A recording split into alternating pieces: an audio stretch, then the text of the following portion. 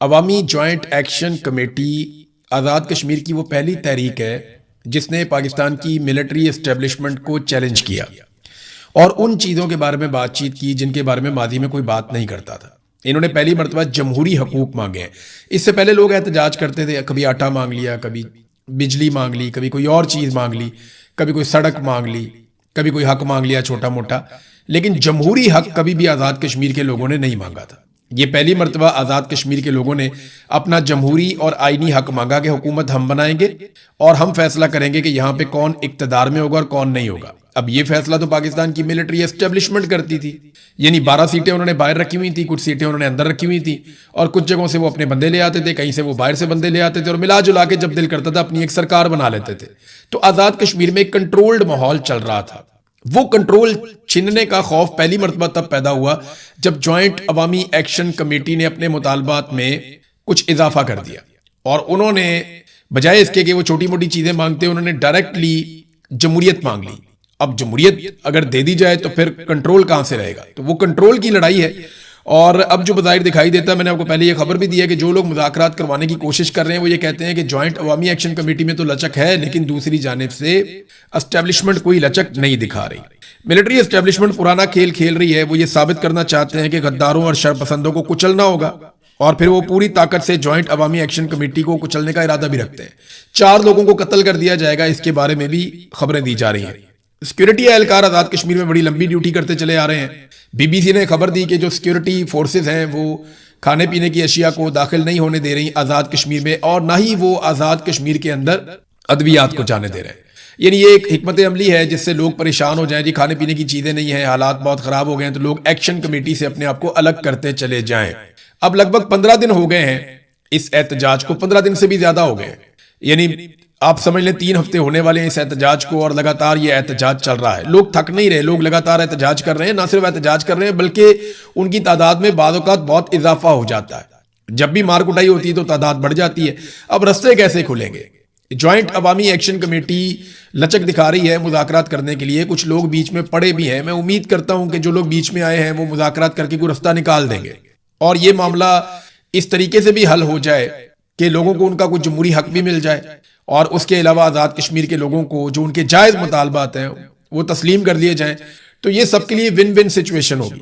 लेकिन military establishment जो है वो इस मौके को ज़ाया नहीं करना चाहेंगे। देखें, अगर ये लोग आज अपने थोड़े से मुतालबात मनवा कर भी चले गए ना तो ये कल दोबारा आ जाएंगे। ये बात सबको पता है और ये जब दोबारा आएंगे ये अपना एक नया मुतालबा मनवाएंगे, क्योंकि अवामी ताकत है ना। अवाम को जब पता चल जाए कि वो ताकतवर हैं और वो अपनी बात मनवा सकते हैं तो फिर उनके मुतालबात बढ़ते चले जाते हैं। मिसाल के तौर पे उनका जो मेन मुतालबा है वो तो ये है ना कि यहाँ पे जो हुकूमत बनेगी वो हम बनाएंगे और जो हुकूमत फैसले करेगी वो हमारी मर्जी के मुताबिक करेगी। इसी को जमहूरियत कहते हैं। लेकिन जमहूरियत कभी भी आमरीयत को सूट नहीं करती। कभी भी मिलिट्री जनरल्स जो हैं उनको जमहूरियत सूट नहीं करती। तो ये अब पंगा पड़ गया। बीबीसी ने जो खबरें दी थी उनकी तरदीद की गई हुकूमत की जानिब से कि जनाब बीबीसी ने गलत रिपोर्टिंग की है, ऐसा कुछ नहीं है, खाना भी जा रहा है, दवाइयां भी जा रही हैं आज़ाद कश्मीर में। लेकिन दूसरी जानिब जो वीडियोस और तस्वीर हैं वो भी अब सामने आ रही हैं। बहुत सारे लोग जो है वो ट्रकों की उन्होंने बाकायदा वीडियोस जारी कर दी कि जनाब ये ट्रक आज़ाद कश्मीर की तरफ आ रहे थे, ये ड्राइवर्स हैं, आप इनसे पूछ लें ये क्या बता रहे हैं। तो ड्राइवर्स कहते हैं जनाब हम गंदम लेकर जा रहे थे, हमें यहाँ पे रोक दिया गया, हमें आगे नहीं जाने दे रहे।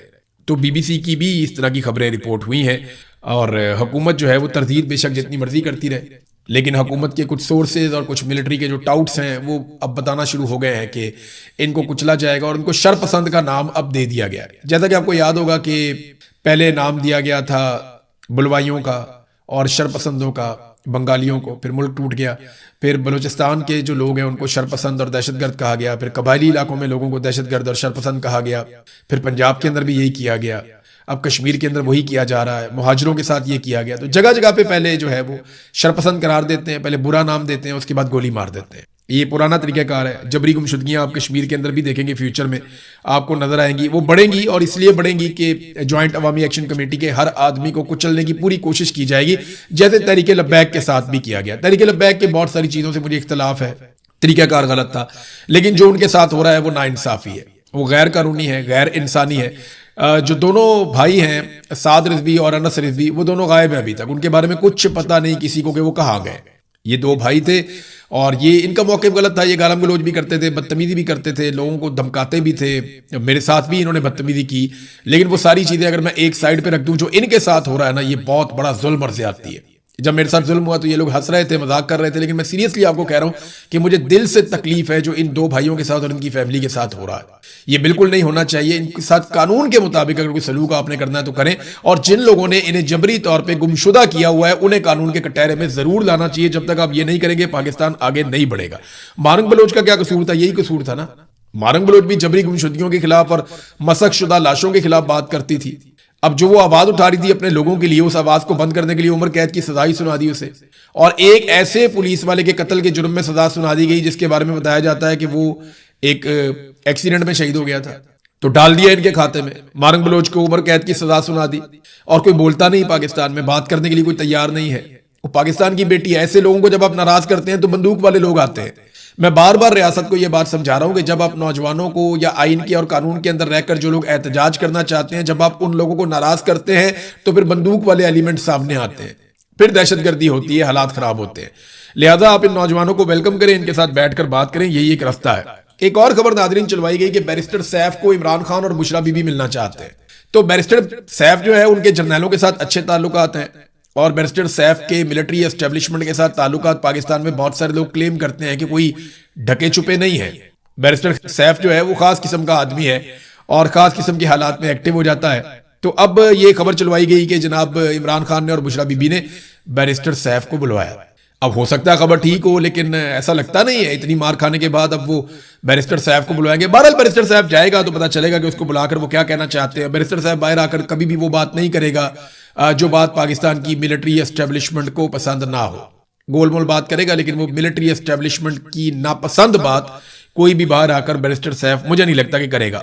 थोड़ा बहुत वो करेगा, हल्का हल्का सा, हल्की आंच के ऊपर वो मामला उठाएगा ताकि ये महसूस हो कि जैसे वो एक न्यूट्रल आदमी है और मिलिट्री एस्टेब्लिशमेंट के कंट्रोल में नहीं है और वो फौज के मफाद के खिलाफ भी बात कर सकता है।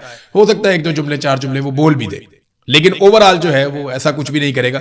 बहरहाल देखते हैं बैरिस्टर साहब जाता है, इमरान खान मिलते हैं या नहीं मिलते, क्या होता है।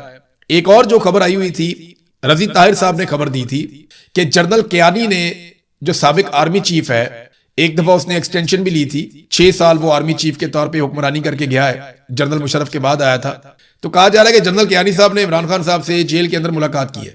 ये खबर दी थी रजी ताहिर साहब ने और बड़े वसूख के साथ दी थी। बहुत सारे लोगों ने तरदीद की, लेकिन उन्होंने कहा नहीं, मेरी खबर ठीक है। फिर रजी ताहिर साहब को उठा लिया गया। मैंने बड़ा एनालिसिस किया कि इनको किस खबर पे उठाया गया, तो मुझे कोई ऐसी बड़ी चीज मिली नहीं जिसमें रजी ताहिर साहब जैसे सहाफी को उठाया जाए। तो मुझे ऐसा लगता है कि शायद उन्हें इसलिए उठाया गया कि हमें ये बताओ तुम्हें ये खबर कहां से मिली, या तुम्हें किसने बताया कि जनरल कियानी की इमरान खान से मुलाकात हुई। अब साबिर शाकिर साहब जो हैं, उन्होंने भी इसके बारे में एक खबर दी है। वो भी ये कहते हैं कि जनरल कियानी की इमरान खान साहब से मुलाकात हुई और ये खबर दुरुस्त है। ये साबिर शाकिर साहब भी कह रहे हैं, रजी ताहिर साहब भी कह रहे हैं, 2-4 और जर्नलिस्ट हैं पाकिस्तान में, वो भी ये कह रहे हैं, और ये लोग अपनी खबर पर कायम है। बल्कि साबिर शाकिर साहब ने एक और बात की कि जनरल बाजवा को भी मुतहर्रिक किया गया, लेकिन मामला वहीं पे फंस जाता है। इमरान खान साहब कहते हैं मेरा मैंडेट वापस करो, इन चोरों डाकुओं को लाके मेरे मैंडेट के ऊपर क्यों बिठाया। देखिए, हुआ यह था कि 2024 में जब इलेक्शन चोरी कर दिया था आसिम मुनीर साहब ने और ये लाकर 2 नंबर लोग बिठा दिए थे हुकूमत के अंदर, तो उस वक्त इमरान खान साहब ने कहा था कि मेरा मैंडेट मुझे वापस किया जाए। तो इस पे इमरान खान साहब को यह पैगाम दिया गया था कि आप 2 से 3 साल खामोश रहें और उसके बाद इलेक्शन हो जाएंगे, चीजें नॉर्मलाइज हो जाएंगी, हमें जरा सिस्टम को चलाने दें। अब 2 साल से ऊपर तो गुजर गए, लगभग 2.5 साल गुजर गए जब इमरान खान साहब को कहा गया था कि 2 से 3 साल दें। 2.5 साल गुजर गए, पीछे 6 महीने रह गए। अगर 6 महीने बाद भी इमरान खान को इलेक्शन दिया जाए तो इमरान खान साहब के लिए ये कोई घाटे का सौदा नहीं है।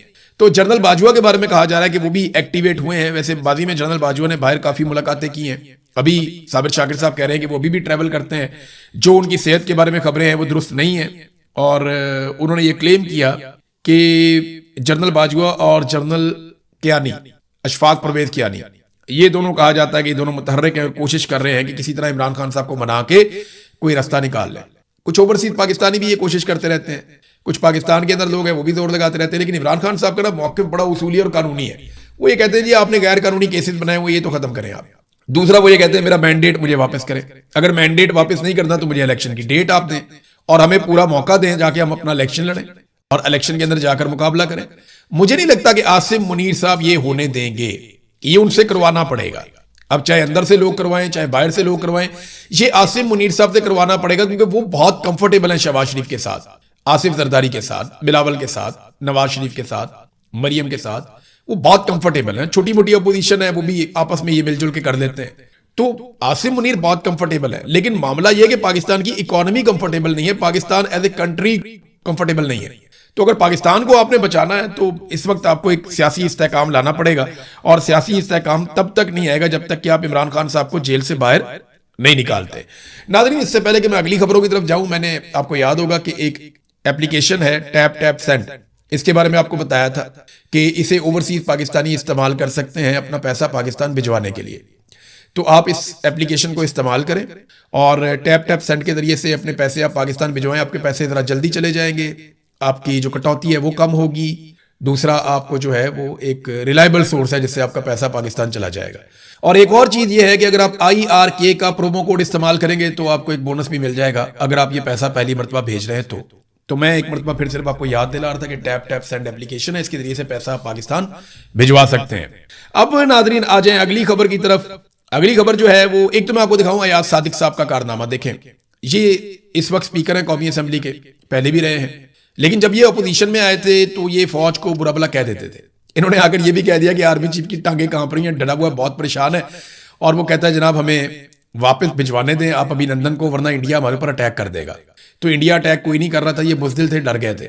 ये बात जो है वो उस वक्त आर्मी चीफ के बारे में कही थी मोहतरम अयाज सादिक साहब ने।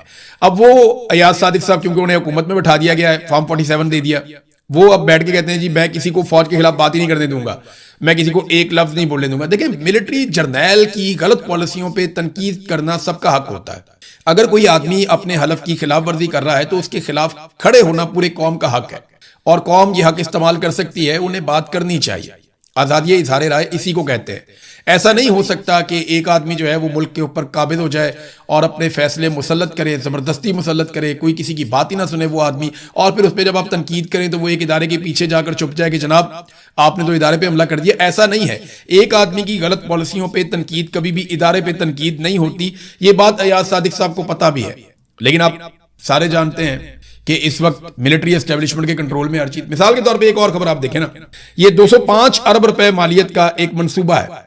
ये खारिया से पिंडी तक एक मोटरवे जानी है, खारिया से पिंडी तक जानी है, 205 अरब रुपए का एक बड़ा मंसूबा है, बहुत बड़ा मंसूबा है। तो ये बगैर किसी बोली लगाए, यानी बोली लगनी चाहिए थी ना कि फलानी कंपनी आ गई, फलानी कंपनी आ गई, फलानी कंपनी आ गई, ये 10-12 कंपनियां इन्होंने इसके अंदर बोली के अंदर हिस्सा लिया।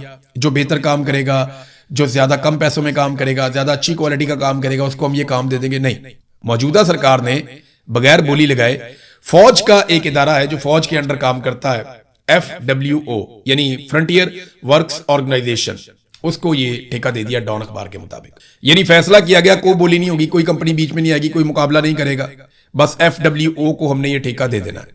उठा के ठेका FWO को दे दिया। टैक्स इन्हें माफ हो जाते हैं, सहूलियात इन्हें हर तरह की मिल जाती हैं, ठेके इन्हें आराम से मिल जाते हैं, हर चीज इनकी फेवर में होती है, सिक्योरिटी ये अपनी खुद ही कर लेते हैं, कोई इनको बिल भेज नहीं सकता इनकी मर्जी के खिलाफ। तो कौन कारोबारी आदमी इनका मुकाबला करेगा? जो फौज के ज़ेली इदारे हैं उनका कोई कर ही नहीं सकता, किसी का ये इख्तियार ही नहीं है, कोई नहीं कर सकता। तो पाकिस्तान के अंदर मुकाबले की फिजा ही खत्म कर दी गई है। यहाँ मुकाबला होना चाहिए था ना, अखबार में इश्तिहार आता, सारे लोग आते बैठते, मुख्तलिफ कंपनियां इसके अंदर अपनी बोलियां देती, पाकिस्तान के अंदर से, पाकिस्तान से बाहर से, फिर देखते कि कौन ये काम बेहतर कर सकता है, और फिर उसके नतीजे में एक शफाफ तरीके से ये टेंडर दिया जाता या ठेका दिया जाता। लेकिन ये खारियां पिंडी मोटरवे का जो ठेका है M13 का, ये बगैर बोली के FWO को देने का फैसला किया गया डॉन अखबार की खबर के मुताबिक।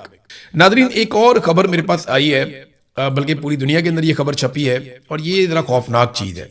इसमें यह है कि जमीन पे 4 जगहों पे बहुत बड़े जल्जले आए हैं एक ही दिन में। यानी नॉर्मली ऐसा नहीं होता, 1 या 2 जल्जले आपके रिपोर्ट होते हैं जो बड़े जल्जले, कभी ऐसा हो जाए, लेकिन यहाँ पे 4 जल्जले एक ही दिन में आए हैं जमीन पर, और ये चारों बड़े जल्जले थे, बहुत बड़ा नुकसान भी हुआ है। और ये जल्जले जो है ना, अमेरिका जो कॉन्टिनेंट है वहां पे और जापान तक, ये वो रीजन है जहां पे ये जल्जले आए हैं। इनमें 5.6 शिद्दत का जल्जला जो है वो कैलिफोर्निया की एक वैली में आया, फिर उसके बाद शुमाली वेनेजुएला में लगातार 2 बहुत बड़े बड़े जल्जले आए, जिनमें एक जल्जला जो है वो 7.2 शिद्दत का था, और उसके सिर्फ 39 सेकंड के बाद उससे भी ज्यादा शिद्दत यानी 7.5 शिद्दत का दूसरा जल्जला भी वहां पे आ गया।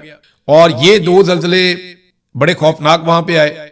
और इसके बाद जापान का एक शहर है, उसके नजदीक एक और जल्जला आया 6.9 शिद्दत का समंदर के अंदर। तो इतने मुख्तसर वक्त में दुनिया भर में इस कदर शदीद जल्जलों का आना एक इंतहाई नायाब और ये गैर मामूली बात है, ये आम बात नहीं है। वेनेजुएला में जो दो शदीद तरीन जल्जले आए हैं, उनके बाद डोनाल्ड ट्रंप ने कहा कि अमेरिका अपनी इमदाद के लिए अपनी टीमें रवाना करेगा और हमारे लोग तैयार हैं और हमारी टीमें भी तैयार हैं। वो वेनेजुएला में जाएंगी और लोगों की मदद करेंगी। इब्तदाई जो अंदाजे हैं, जो अमेरिकी जियोलॉजिकल सर्वे है, उसके अलग अलग अंदाजे हैं। उनके मुताबिक जल्जलों के नतीजे में जो लोग हलाक हो सकते हैं उनकी तादाद 10,000 से लेकर 1 लाख के दरमियान पहुंचने का खदशा है। यानी अभी इतनी तबाही है कि अभी कुछ समझ नहीं आ रही कि कितने लोग इसमें मारे गए हैं जल्जलों में। लेकिन वेनेजुएला में एक बहुत बड़ी तबाही हुई है। अब ये जल्जले जो हैं वो कुदरती तौर पे आए हैं या किसी साइंसी अमल का नतीजा है, इसके बारे में हम कुछ कह नहीं सकते। लेकिन ये 4 बड़े जल्जले एक साथ, जिनमें से 3 एक ही रीजन में आए हैं, एक ही बड़े आजम पे आए हैं, और एक जल्जला उसके थोड़ा दूर जो है वो जापान में आया है। तो ये बड़ी खौफनाक सूरत हाल है। वेनेजुएला में अमेरिका बड़े अरसे से दाखिल होना चाहता है। अमेरिका ने उनका सदर भी उठा लिया था। और अब अगर वेनेजुएला में इतने बड़े पैमाने पर जल्जले आए हैं तो बहुत बड़ी इमदादी कार्रवाइयां अमेरिका करेगा। तो सूरत हाल जो है वो अमेरिका की फेवर में ही जाएगी इस जल्जले के बाद भी। लेकिन इंसानों का नुकसान बहुत बड़ा हुआ। 10,000 से 1 लाख के दरमियान जाँ बहक होने वालों की तादाद हो सकती है। नादरीन, आबनाए हुर्मुज़ में एक दफा फिर फटा पड़ गया। और जो फटा है उसकी वजह क्या है? उसकी वजह जो सादी सादी है वो ये है कि अमेरिका ने एक और रास्ते से कोशिश की कि जहाजों को गुजारा जाए। यानी ईरान ने तो एक रास्ता बताया हुआ है ना कि आबनाए हुर्मुज़ में इस तरफ से आपने ईरान के करीब से होकर गुजर जाना है। फिर ईरान ने एक रास्ता और बनाया कि आप यहां से भी गुजर सकते हैं। आमदोरफ्त तेज करने के लिए ईरान अपने तरीके से चल रहा है और वो जहाजों को हिफाजत के साथ वहां से निकाल रहा है। लेकिन अमेरिका ने क्या किया कि बिल्कुल ओमान के करीब से जो जनूबी एरिया है आबनाए हुर्मुज़ का, वहां से उन्होंने एक रास्ता खुद बनाया और जहाजों को कहा कि तुम यहां से निकलो, ईरान से बात किए बगैर। तो ईरान ने फौरी तौर पे इस पे वार्निंग जारी कर दी और पासदारान इनकलाब की बहरिया ने आबनाए हुर्मुज़ से महफूज गुजरगाह सिर्फ उन्हीं रस्तों से मुमकिन है, उन्होंने कहा कि जिनका ऐलान इस्लामी जमहूरिया ईरान की तरफ से किया गया है।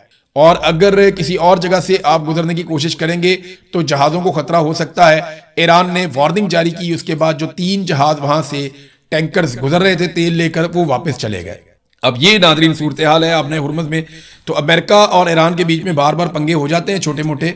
और ये अमेरिका ने एक एडवेंचर करने की कोशिश की है कि ईरान की पहुंच से बाहर अगर हम जहाज़ों को निकाल सकें। लेकिन ईरान ने फौरी तौर पर मुदाखलत की, जहाज़ों को पीछे हटाया और उन्होंने ये कहा कि फिर इस तरह आबनाए हुर्मुज़ बंद हो जाएगी और जहाज़ों को खतरा होगा। खतरा किससे होगा? ईरान से ही होगा, या बारूदी सुरंगों से हो सकता है, या कोई और शरारत कर सकता है। लिहाजा ईरान ने जिम्मेदारी ली है कि जहाज सारे हम गुजारेंगे और हिफाजत के साथ गुजारेंगे और फ्यूचर में वो इससे पैसा भी बनाएंगे। अमेरिकन को अगर पैसे में हिस्सा